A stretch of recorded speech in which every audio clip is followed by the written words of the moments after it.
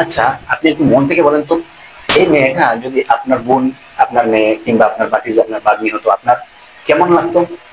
আপনি এই ছেলেটাকে শেষ করে দিতেন, এইরকম আপনার কাছে লাগতো? দেখেন, আমি সর্বপ্রথম প্রতিবাদ জানাচ্ছি এবং কঠোর শাস্তির দাবি জানাচ্ছি যে গাজীপুরে ইসকন সদস্য কর্তৃক এক হিন্দু ছেলে আমার এক মুসলিম বোনকে লাগাতার দর্শন করেছে, তার তীব্র প্রতিবাদ জানাচ্ছি এবং কঠোর শাস্তির দাবি জানাচ্ছি।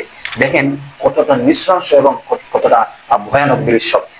আমরা যতটুকু গালাগালি করেছি, নিউজ পত্রিকা দেখেছি যে একজন ছোট্ট মাদ্রাসা শিশু, একটা মেয়ে, তার বয়স হয়তো 8 থেকে 10 বছর এরকম হবে, তাকে, এই ছোট্ট বাচ্চাটাকে এই হিন্দু ইসকনের সদস্য মেলার প্রলোভন দেখিয়ে তাকে ঘুরতে নিয়ে যায় এবং তার এক বন্ধু বাসায় উঠে এবং সেখানে সে এবং তার বন্ধু মিলে তাকে লাগাতার দর্শন করে এবং তাকে অজ্ঞান অবস্থায় একটি রাস্তায় বা একটি বাজারে ফেলে রেখে চলে যায়।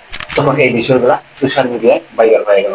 দেখেন, সব প্রমাণ সত্য থাকা সত্ত্বেও প্রশাসন কিন্তু এখনো বসে আছে, এখনো ঘুমিয়ে আছে, তাদের ঘুম এখনো ভাঙে নাই। আসুন আমরা প্রত্যেকের জায়গা থেকে প্রতিবাদ জানাই এবং এই হিন্দু ইসকনের সদস্যের সর্বোচ্চ কঠোর শাস্তির দাবি জানাই। আর সর্বশেষ যে কথা বলতে চাই সেটি হলো, প্রত্যেক গার্জিয়ানকে সতর্ক থাকতে হবে, যাতে করে আপনার মেয়ে কোন দিকে যাচ্ছে, কোথায় যাচ্ছে, সব খেয়াল রাখতে হবে।